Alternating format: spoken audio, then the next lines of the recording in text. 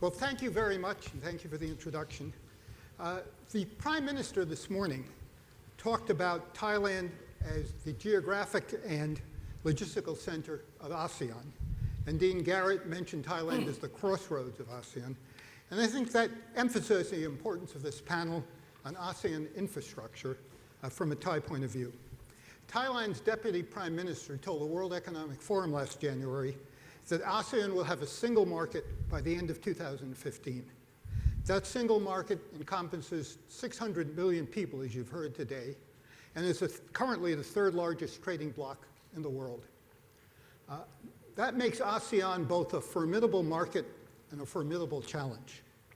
A challenge because a single market will require well-developed national and regional infrastructure, rail, ports, air traffic, communications, energy links, electric grids, and the like. And unfortunately, ASEAN countries individually in the region still lags well behind what's needed for an efficient and effective single market. We're very fortunate today to have three knowledgeable panelists here to discuss both the opportunities and problems posed by infrastructure in the ASEAN region. Dr. Pailan is CEO and president of PTT Company, the Thai national oil company involved in oil, gas, and petrochemicals. He received the Asia Talent Management Award from CNBC in 2011 and was named the Thailand Business Leader of the Year in 2013. Mr. Arkhom is Deputy Minister of Transport in Thailand. He's also Deputy Secretary General of National and Economic and Social Development and Director of Mass Rapid Transit Authority of Thailand. Dr. Fraser Thompson is a Senior Fellow at the McKinsey Global Institute in Singapore, previously was a consultant for the World Bank and lecturer at Oxford University. I'm afraid I've demoted Dr. Thompson. You're head of the McKinsey Global Institute in Asia. Thank you. I've asked our speakers to limit their introductory remarks to about 5 minutes, and then we'll proceed with some questions and interchange among the panelists. Dr. Pailan, please start.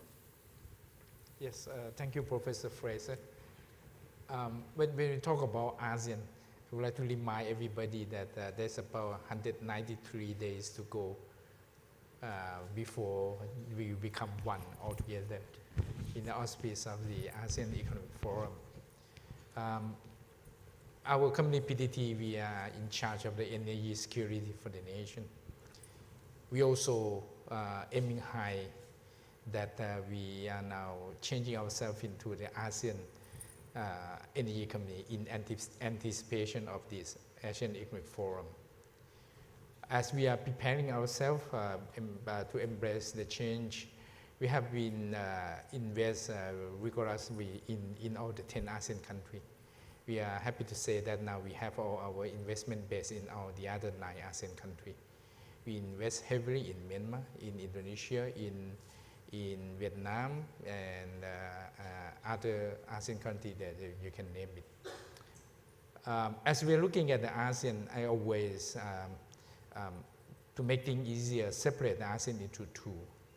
The first part we may call it Upper ASEAN, or I call it the Continental ASEAN, consists of 5 ASEAN that is on the mainland, which are Vietnam, Laos, Cambodia, Thai, and Myanmar. And the last 5 ASEAN countries on the southern part, somebody may call it Maritime ASEAN, consists of Malaysia, Singapore, Philippines, Brunei, Indonesia. The 2 ASEAN are distinct from geography viewpoint. As you can see that in the past, the most prosperous ASEAN are mostly on the south because those 4 or 5 countries command all the sea route between east and west. And actually, that has been the source of the growth for the ASEAN countries. But I think now is the time that the continental ASEAN will play the roles in preparing the ASEAN forward. Is that the plan to connect the east and the west on the continental side together. We are now preparing ourselves. I think Minister Arkhom can elaborate later that we want to span the continental from east to west by linking from Da Nang to the Way. PTT is actually, we are investing on big refinery projects in Vietnam. We call the Victory projects that call for the construction of first ever ASEAN refinery that will be on the east side. And that we are now building a network of gas service station along that highway from the east to the west. We have building about 60 service stations in Laos, 40 in Vietnam, 40 in Cambodia, and then a couple of 20 or 30 in Myanmar. We have been investing heavily in Myanmar. PTT probably is the single largest investing company in Myanmar. We have been invest $3 billion in Myanmar. We have been purchasing gas from Myanmar worth $32 billion along the last 15 years. So those are some of the commitment and the activities that we are doing and will keep on doing into the future. Among our ASEAN peers, we have been talking about laying the solid infrastructure from the energy viewpoint. We are talking about the concept of having a joint ASEAN petroleum stockpile under the APSA agreement, the ASEAN petroleum stockpile agreement. We are talking about joining all the electrical grid together called ASEAN grid, which will run the line from China, from southern China into Thailand, Myanmar, Laos, and further down south to Malaysia and Indonesia. We are also trying to expand the gas pipeline grid together. At the moment, Thailand is a centerpiece of the gas pipeline system. We are commanding about 4,000 kilometers long of the pipeline that joining pipeline system from Myanmar to Malaysia. So our aspiration is to extend it down further south to Indonesia and Philippines. These are kind of the things, the infrastructure that we are doing. But of course, having said so, it doesn't mean that we are already there, already for the AEC. We still have lots of things to do to realize one single ASEAN. I think now the difficult part is to trying to join the maritime and the continental part of ASEAN together. And I hope that by doing so, the ASEAN will serve as the springboard to serve the 2.2 billion people market, which is India and China. You might notice that Myanmar is the only country in ASEAN that have the common border with these two big markets, to India and to China. So I think it's a very critical time for ASEAN to reap that benefit of being the manufacturing center for China and India, and then serving that two big countries. Probably I then can pass it on to Minister Akom. Thank you. Minister Arkom? When we talk about the borderless ASEAN 2015, is very much related to my career as well. 50 years ago, when we're talking about the ASEAN, we're talking about only the free trade and the protectionism, which we learned from the economics textbook. And then after that, the ASEAN start to talk about the after free trade area. Then we talk about how we live together under the one umbrella, but not the same way as the European Union anyway, because we could not go up to the very extreme integration case like in Europe. We start to talk about how we live together and becoming the one single market and one production base. Recently, I think it's about 10 years ago that we're talking about the integration within ASEAN. But when we look at when I'm talking about the ASEAN, it's very much related to my life, because I started working in the planning office since 1979. And then 1992, we thought that looking in the future, future means today. If you work in the big classroom, it doesn't work because everybody has his own idea. But if you're working in the smaller group, then your work would be very much faster. So we're forming this what we call the sub-regional economic cooperation. We start from at the same time, 1992, what we call the growth triangle: Indonesia, Malaysia, and Thailand. So 3 countries work together on how we live, how we develop our economy together. And the other group is the country located along the Mekong River. 6 countries altogether: Thailand, Myanmar, Laos, Vietnam, Cambodia, and also southern China. So all 6 countries, when you look at the ASEAN right now 600 million, and the Mekong country 350 million people. So we work with the 6 countries, and we foresaw at the time that in the future, meaning today, that all the countries who share the border should be able to traveling across the border. So we start to draw the line crossing the country.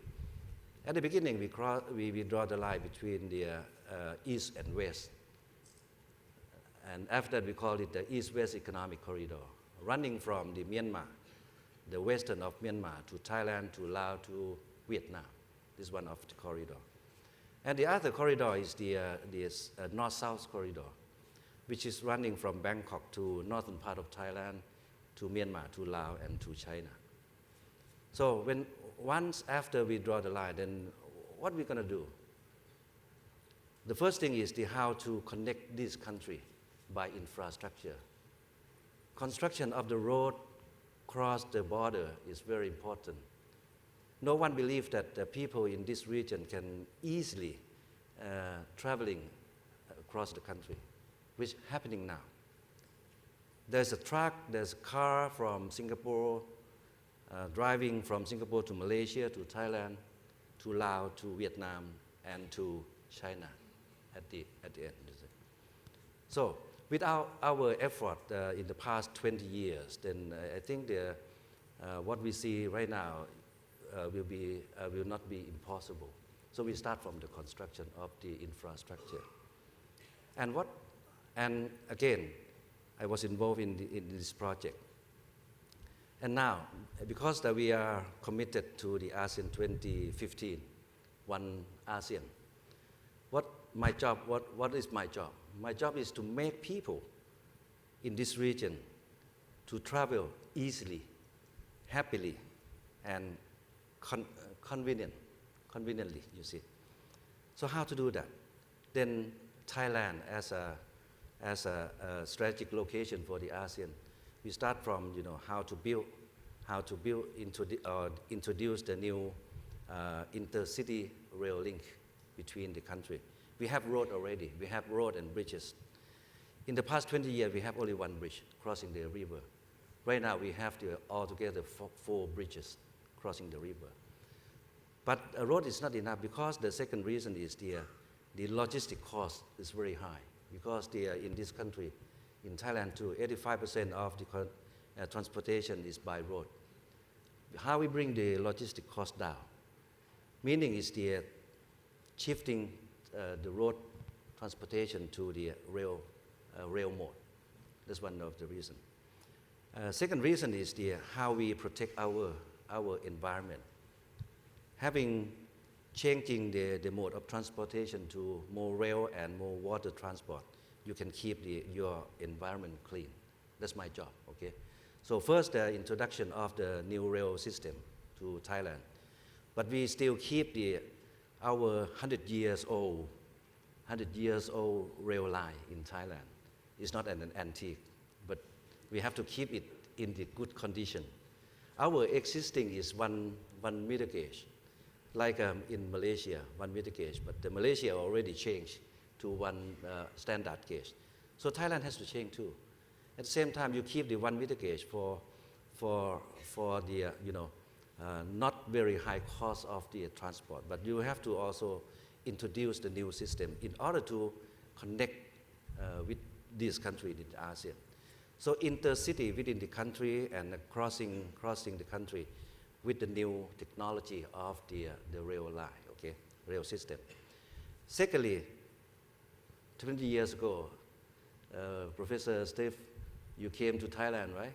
You couldn't see the BTS, the sky train and underground train, and you could not see so many things change in Bangkok. So we have to make the Bangkok more efficient. Traffic jam, I think the traffic jam is happening all over the world. But how we can have more efficient mass transit system in Bangkok? Altogether, we have 10 lines underground. Right now, only one line operated, and there will be two more lines will be operated by the end of next year. So, mass transit in Bangkok is another projects that we are doing in Thailand. The third one is how we improve the air connectivity. Right now we have the new airport, Suvarnabhumi Airport, which can accommodate up to 45 million passengers per year. But the actual figure is 50 and 55 some year. So this government, I mean, because I'm in charge in Transport Ministry, we want to make use of the existing airport. Around Bangkok, we have altogether 3 airports. One is Suvarnabhumi, and second is the Don Mueang, which is the old airport. And the third one, which is very near to the Pattaya, 50 kilometers from Pattaya, is called the Utapao Airport. So we want to make use of all these 3 airports together. And you can increase the capacity of the airport around Bangkok from 50 million passengers per year to 100 within the next 5 years. So this is the air connectivity. And believe me, traveling in Thailand, we have the airports all over the country. If you want to go to the northeast, we have several airports, very well connected anyway. And number 4 is about the water transport. This is for our exportation of the goods and importation of the goods. We have I think one of the most, it's not top 5, but it's top 20 anyway, because we are a small country. Our deep sea port in Lam Chabang. This morning, the Prime Minister talking about the way in Myanmar. Our vision is how to connect between the 2 deep sea ports. One deep sea port in Myanmar and our deep sea port in Thailand. These 2, through what we call the Southern Economic Corridor, okay, between Myanmar and Thailand. And the last one is how we improve our highway. Our highway construction in Thailand is mainly to connect also to the neighboring country and with all ASEAN. Right now, you can drive easily from one country to the other country. The Chinese car is coming from, from Kunming or from Nanning. They drive through the Lao border to Thailand and to Malaysia and to Singapore. And people from Singapore, they travel very easy to take their family or their friends traveling around this country. So this is the borderless ASEAN 2015, Professor. Thank you very much. Dr. Thompson, the floor is yours. Wonderful, thank you. In the great spirit of this conference so far of going slightly off piste, let me just start with a personal anecdote. And I didn't go to Wharton, unfortunately, but my sister did. And when she was deciding between going to Wharton and she had another offer at Oxford, she went to one of her mentors and said, "Can I get your advice?" And he said to her, "Well, if you want great dinner party chat, go to Oxford. If you want a career, go to Wharton." I ended up going to Oxford, so we'll judge that. So on the topic of infrastructure, I think some of the important economic factors that are going on in this region, I think, are really important to understand about this infrastructure challenge. So if you look at the total amount of infrastructure spend that's going to be needed between now and 2030, it's $7 trillion. and that's across transport, water, roads, energy, but also residential and commercial real estate. So it's a big number, $7 trillion. It's roughly double the size of the German economy today. And what's behind that number is really two things. The first is urbanisation, which is going on. And it often gets underestimated what a powerful driver urbanisation is of economic growth. But historically, this has been the most fundamental, important driver of economic growth across every country throughout history. And what's really interesting in Southeast Asia is that this region is at a really early stage of urbanisation. So even though we're here in one of the great metropolises, the majority of ASEAN is not like this, and only 30% of the population is living in cities today. If you compare that to Latin America, it's roughly 60, 70%.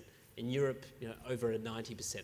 So as this region starts to urbanise, and roughly 90 million people are going to move to cities by 2030, that's going to lead to a massive amount of demand for all these different types of infrastructure. And just to give you one example, when it comes to energy, this region is going to be adding the equivalent of Japan's current energy between now and 2030.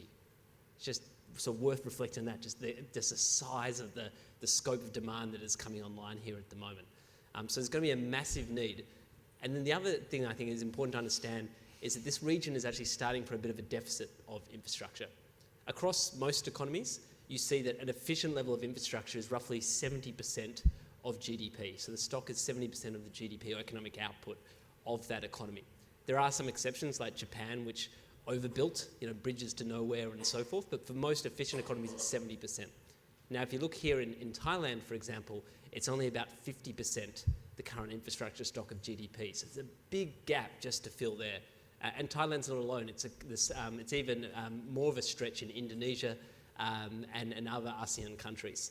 So you've got two really important factors, this urbanisation driving demand and this need to make up for the current shortfall in infrastructure. Let me ask a question. You spoke about trillions of dollars. I've heard an estimate of $60 billion a year. Where's the funding going to come from? Is it public? Is it private? Is it some combination of the two? And I know it's difficult to speak for each of the ASEAN countries individually as much as collectively. Is private foreign investment allowed, for example, in Thailand in infrastructure and the other ASEAN countries? Are there public-private partnerships? So the question is where this enormous demand for capital, how is it going to be fulfilled? Minister Arkham, perhaps you can... Well, I think it's infrastructure project, as you mentioned, that 50%. Actually, in Thailand, we are open. But we are not yet up to the mobilize the 100% from the private sector. Our PPP law 2013 law allowed the private sector to participate in the public project. We relax some of the rules and regulations for the private sector to come in, you see. But however, as I said, it's not so easy because we still, our rules and regulations still stick to the concession system. We are not allowing the 100% to mobilize the funding from the capital market. We're talking about the infrastructure fund this morning within my ministry about how if we want to reduce not to be the burden for the public debt, so we have to divert all the investment fund to the private sector. Still, we still have some of the limitation in the rules and regulation. But in the future, the first project will be on the energy. I'm not sure which project, but from the Electricity Generation Authority of Thailand will be allowing one greenfield project to mobilize there from the infrastructure fund. But in Thailand, yes, of course, there are so many cases in Thailand. For example, the mass transit system, because we have to look at the cost of investment is quite big, actually. So at the moment, the civil cost, the civil work will be borne by the government, and the operation actually by private sector. Dr. Thompson, can you add to that? Regionally, you're familiar with most of the ASEAN countries. Is private investment allowed in infrastructure? Is it welcomed? Are private-public partnerships possible? FDI? So they definitely are possible, and there's been a lot of work in that area. There's also been quite significant pockets of finance that are starting to become available, particularly from China. So we've seen the creation of the New Development Bank, the Asian Infrastructure Bank, and now the New Silk Road Fund. Now these are, when you add them all up, they don't come anywhere near the $7 trillion that's needed, but they are a start. So there is a real gap in the financing here still. And countries like the Philippines and various other ASEAN countries have been making important steps there. But I think sometimes we put undue focus on the financing of this. When we looked at the bottlenecks to infrastructure, most of the real bottlenecks were further upstream. So things like project selection, things like land acquisition, and things like just making the most of existing infrastructure. To give you one anecdote, in Jakarta, I won't use any Bangkok examples because they'll be too close to home, so I'll use Jakarta. I don't think, are there any Indonesians in the audience? Okay, a couple. Apologies in advance. That roughly half of the water in Jakarta gets lost through leaking pipes, and roughly 10% of their energy gets lost through transmission. So sometimes we overlook the fact that just making the most of existing infrastructure is actually really, really important in this region. Let me mention about the cost of fund, because our the state-owned enterprises as well as the government sector, all the mega projects, particularly state-owned enterprise, they still enjoy the offer from the commercial bank or from the international bank, because the difference between the return to the owner, the infrastructure fund, still 2%, 2 to 3% difference. So people still enjoy, and they have the good credit, like a power sector. I'm not sure the PTT, very low cost of fund. That's another reasons why Thailand is not able to mobilize more fund on the private sector. Okay, do you want to add anything to that, Dr.? As for PTT, we are, with our very solid and very vast capital base, we are financing all our own investment in energy infrastructure. Our investment plan for the next 5 years for the whole group is more than $1 trillion. And we keep on with this tradition of making investment and on the behalf of the country and on behalf of the government. That's why I expect that soon after the integration of the ASEAN into one single market, then the system will expand rapidly. And I'm very optimistic side on that. Let me follow that up with a question that we've been talking a lot about Thailand. There's vast differences in levels of development among the ASEAN countries, and vast differences in political systems, vast differences in legal systems. We heard this morning in Myanmar that there's real inhibitions to foreign investment because of a very unsure legal system. Will the differences among countries in ASEAN hinder infrastructure development, hinder the single market? It seems to me that you can have well-developed rail and road and water transport in Thailand, but unless you have the ability to have regional infrastructure developed, a single market is going to be very hard to achieve. I think the Prime Minister this morning mentioned that only 25% of ASEAN exports go to other countries within the region. And with a single market, you'd hope that would rise dramatically. So will the differences across countries be a barrier? Will that be a problem? Please. Professor Fraser, you are probably very right on that. There are great differences among the 10 ASEAN. We used to think that how about separate into two groups, the moderate one and the lesser one. But we decided no, we will go all together at the same time as a group. Taking the case of energy, I think among 10 ASEAN countries, there are probably 3 or 4 countries that have the true energy security. When I mention energy security, I mean that people have the right to sourcing his light source of a light type of energy he want to consume, and there's a stability of supply. Probably Singapore, Malaysia, Thailand, and Brunei. And the rest still have a problem in this infrastructure. We are talking about Indonesia, that probably 40% of the population still don't have access into the power system, not access to the grid.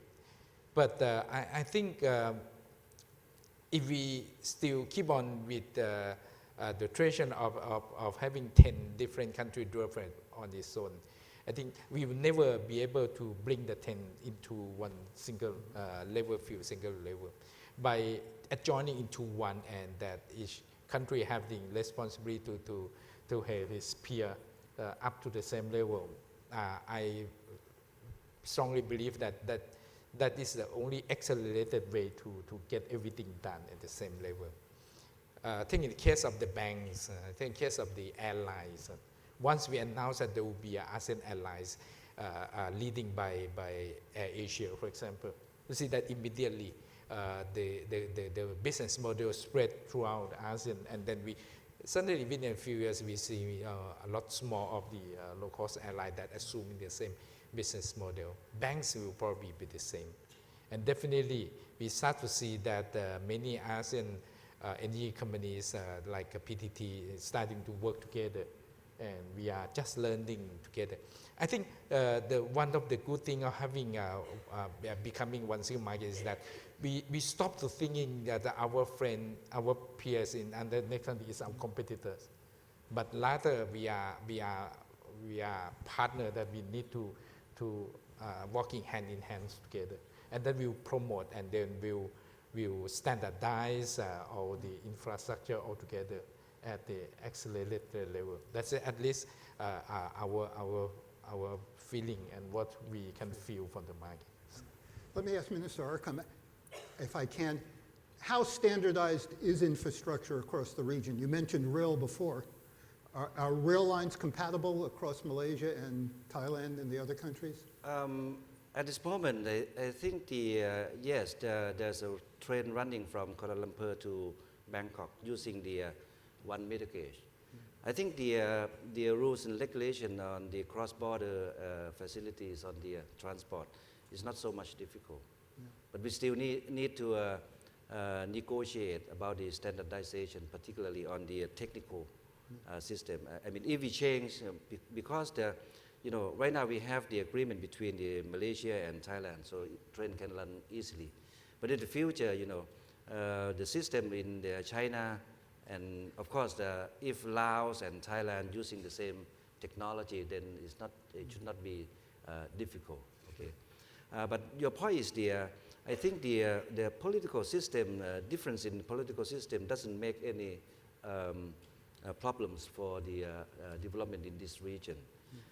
The only problem is the rules and regulation in certain area. Develop the infrastructure is much more easier than doing business. I mean, doing business, you need the rules and regulation. For example, how much the items of the tariff item, that you have to reduce in order to be compatible.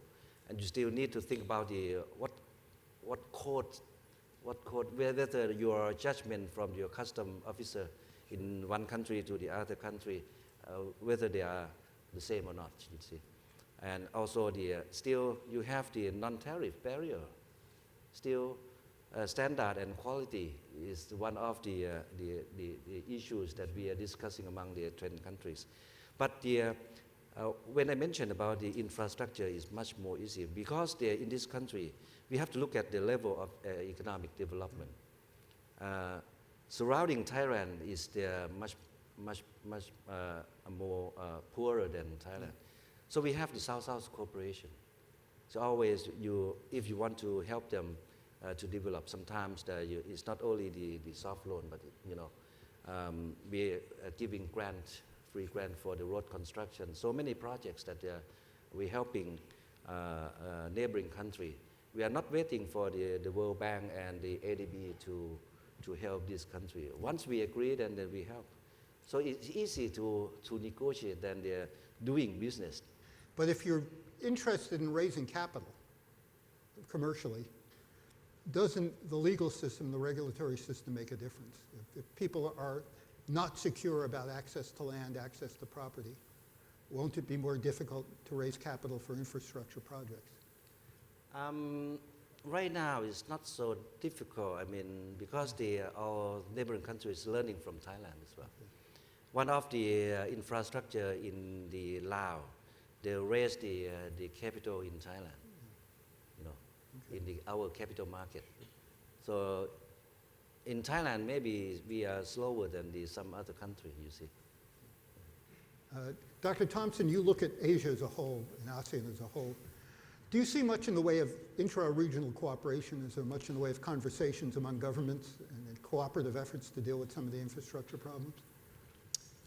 Look, there certainly has been real progress there, and we spoke already about the attempts to create an ASEAN power grid and the gas pipelines, which really will be significant. But I'm glad the minister mentioned the kind of the softer issues, because I think some of those get overlooked when it comes to infrastructure. So we tend to focus on the bridges, the new investment, but a lot of the barriers that are stopping ASEAN today in the integration, and the fact it's only 25% of trade, are actually to do with these softer factors. So the reforms to customs areas have a significant impact. The non-tariff barriers, so the fact that we have 4 different halal food standards in ASEAN, and none of those standards are the same as Saudi Arabia, is kind of bizarre. So there's a range of these softer things which don't require any real investment, but could have a really quite dramatic impact on integration in the region. Yes, Can I say one example? I mean, the difference in political system doesn't bother economic development. Look at the difference between in Thailand, you know, when we have the elected government, and as compared to the neighboring country. One example is very good one, is the cross-border transport agreement between 6 countries. All 6 countries signed the agreement, and you have to ratify all annex and protocol in order to be able to implement the cross-border facilities. In our case, you know, in the parliament, in order to ratify the annex protocol, we have to propose to issue another bill or a law. It takes almost 10 years because the economic law is not always on the agenda. But if you go to Vietnam, to Laos, as a socialist country, they quickly, within 1 year, they pass the law and they ratify. And you know, the pending laws that we have to ratify last 10 years, always in the top, but always the other urgent agenda coming first. So when the Prime Minister General Prayut came to the power, and I could do it within 2 months, all 5 laws by myself. So you can see. Dr. Palin, can you talk a little more about energy integration within ASEAN? Oil and gas, certainly. Electricity, for example. Are there cooperative efforts? Is there progress in that direction? In the energy sector, we have a very close cooperation among all the 10 national energy companies. And the auspice of the ASCOP, we call the ASCOP. We have periodical meeting, we have plans, and then we are working together. One good example is that as ASEAN is become more relying on imported energies. So recently we are talking about having another new initiative called ASEAN LNG Cooperative, for example. That is a new issue that being discussed, that more and more countries are starting to import LNG. So how as ASEAN to we adjust ourselves and becoming one single source of import, that we can have more negotiating power with the suppliers. These are one of the very good example, and that I think there's still some areas in ASEAN that still need a lot of funding for the exploration of the energy. So without cooperating and do it together, if we just let the international oil companies doing the job, I think we probably are not doing our job well. So these are the examples that we are discussing and always having dialogue. And that I'm proud to say that now Petronas of Malaysia and PTT, we are one of the two largest energy companies in the world. Both are in top Fortune 100. And that we are leading our peers, national oil companies, along the path of becoming more and more energy independence, and that to have more and more negotiating power to ensure that the whole region fully self-sufficient, and then to ensure that we have the most reliable energy supply to our people, 600 million people. So this is going on almost on a daily basis. Thank you. Let me ask what may be an unfair question to each of you. Why should we be optimistic that there will be a single market by the end of this year? Let me start with you, Dr. Thompson. Well, actually, I'm really bullish about the ASEAN Economic Community. I think it's quite fashionable in the papers at the moment for people to sling mud at AEC. And just the other day, there was another report that came out, and one of the commentators said it's an illusion and so forth. And I think that's fundamentally not true. Yes, there's much to do, and are we going to see complete integration by December this year? No. But are we seeing important progress? Certainly. The fact that the tariffs are near zero, the fact that we do have national single windows implemented in most countries, like this is real progress that's happening on the ground. Now, I think that the challenge for ASEAN is how to build on that. So a lot of the obvious bottlenecks have been removed, but these things that we're talking about now, the non-tariff barriers, the high-skilled labour mobility, there's been very limited progress on that so far, sure. And some of the investment restrictions. So if we can get more action on that, then I think there's huge opportunity in ASEAN. But already I think it's any company that doesn't think about ASEAN and have a lens of this ASEAN economic community, I think is really missing a trick. Minister? I'm quite optimistic because there's a case that the ASEAN can be one. And looking at the 1997, the financial crisis, then ASEAN was able to get together in the what we call the Chiang Mai Initiative, which is a reserve fund for any country who can draw when you're facing the crisis. The only thing that not only in the paper that you are talking about the become one single market, but you have to change your mindset as well, sure. Because your mindset has to be one. Because each country cannot compete individually in the global market, but if you are packing together, then you become one. You'll be able to compete, and you build the competitiveness in this region as a whole.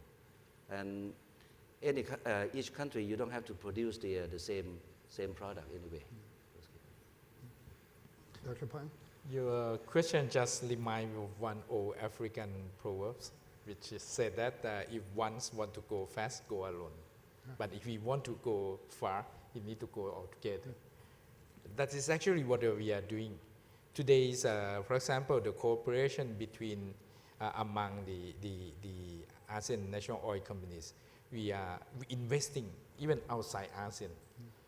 We together with Petronas, we are joining investing in Myanmar. We together with Petro Vietnam, we are doing exploration in Africa, for example, successfully.